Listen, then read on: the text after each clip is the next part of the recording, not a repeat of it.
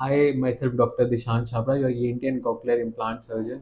जी, ये आज का हमारा वीडियो है वो एक ऐसी डिवाइस के बारे में है जो हियरिंग में अपने आप में एक रेवोल्यूशन लाया था आज से कुछ साल पहले, आज से 20-25 साल के पहले।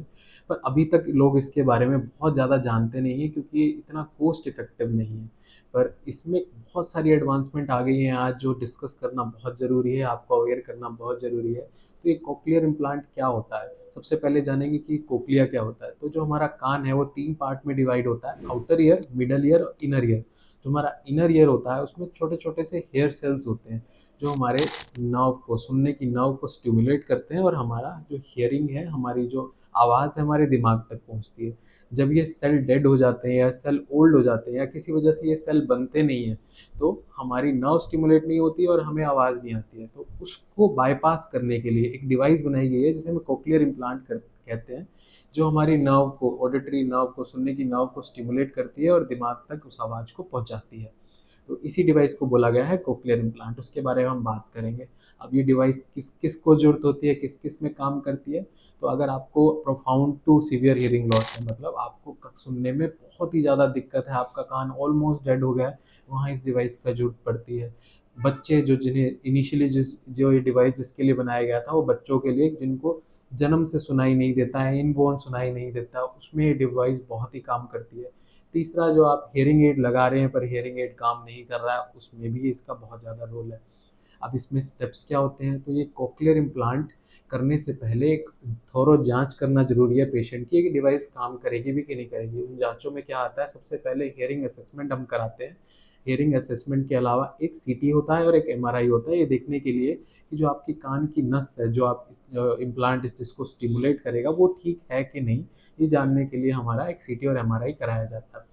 फिर अगर ये जाँच आपको ये जाँचें हो जाती हैं और आप कोक्लियर इम्प्लांट के लिए एलिजिबल हैं, तो एक छोटी-सी सर्जरी करी जाती है। ये सर्जरी 1.5 से 2 घंटे की एक बिल्कुल सेफ सर्जरी होती है। इसमें एक इम्प्लांटेबल डिवाइस, जो कोक्लियर इम्प्लांट का एक हिस्सा, जिसे हम इलेक्ट्रोड्स भी बोलते हैं, वो आपके कोक्लिया के अंदर इम्प्लांट कर दिया जाता है और आपके कान को बंद कर दिया जाता है। इस डिवाइस को हम 3 से 4 हफ्ते के बाद एक्टिवेट कर सकते हैं और आपके जो बाहर का, जी, ये तो हो गया अंदर का इम्प्लांट। एक बाहर इम्प्लांट होता है जो एक मैग्नेट की मदद से बाहर चिपकता है। तो इस डिवाइस को हम 3 से 4 हफ्ते में एक्टिवेट कर देते हैं और मरीज को सुनने लगता है। अब इसमें एडवांसमेंट क्या-क्या आई हैं? इसमें एडवांसमेंट आई है, सबसे पहले जो हम कॉमनली आजकल सुन रहे हैं, एआई पावर्ड हो गया है, सेल्फ लर्निंग हो गया है। कोक्लियर इम्प्लांट आपके आस-पास के एनवायरनमेंट के अकॉर्डिंग अपने आप को एडॉप्ट करता है। अगर आप नॉइज़ी एनवायरनमेंट में हैं, तो वो बाहर की नॉइज़ को कम करके अपना एक पर्टिकुलर नॉइज़ आपको सुनाएगा। ये सेल्फ क्लीनिंग डिवाइसेज़ आ गए हैं, इसे क्लीन करने की ज़रूरत नहीं पड़ती है, वाटर प्रूफ आ गए हैं, डस्ट प्रूफ आ गए हैं। तो ये एडवांसमेंट इसमें अब आ चुकी है। इसके अलावा कुछ एडवांसमेंट है कि ये बिल्कुल लाइट वेट हो गया है, सस्ता हो गया है, कॉस्ट इफ़ेक्टिव हो गया है। बहुत सारी कंपनियाँ इसे बनाने लगी हैं, तो ईज़िली अवेलेबल हो गया है। इसकी सर्जरी के लिए बहुत सारे डिवाइसेज़ आ गए हैं, जैसे रोबोटिक सर्जरी आ गई है इसके लिए। ये सब जो एडवांसमेंट है कोक्लियर इम्प्लांट को और ही ईज़ी और ईज़िली एक्सेसिबल बना रहा है आम पॉपुलेशन के लिए। अब इसमें मिथ क्या-क्या हैं वो भी दूर करना ज़रूरी है कि कोक्लियर इम्प्लांट बोलते हैं कि सिर्फ़ बच्चों के लिए है, छोटे बच्चों के लिए, ऐसा बिल्कुल नहीं है। Most of the people, even some doctor, ये समझते हैं कि ये सिर्फ़ बच्चों के लिए, ऐसा नहीं है। अडल्ट कोक्लियर इम्प्लांट अब बहुत कॉमन हो गए हैं। जिन अडल्ट लोगों को अब सुनाई में दिक्कत आती है, जिसमें हियरिंग डिवाइसेज़ काम नहीं करती, हियरिंग एड्स काम नहीं करते हैं, वो भी अपना कोक्लियर इम्प्लांट करा सकते हैं और उसमें बहुत अच्छे रिज़ल्ट हैं। इवन कुछ बच्चों से भी अच्छे रिज़ल्ट हैं।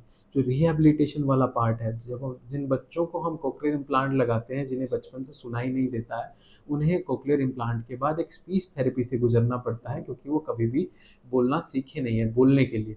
पर अडल्ट में ये हमें फ़ायदा रहता है कि स्पीच ऑलरेडी डेवलप्ड है, तो कोक्लियर इम्प्लांट लगाने के बाद ऑन डिवाइस ऑन करते ही उन्हें सुनाई देने लगता है, बहुत ज़्यादा रिहैबिलिटेशन की ज़रूरत उन्हें नहीं पड़ती है।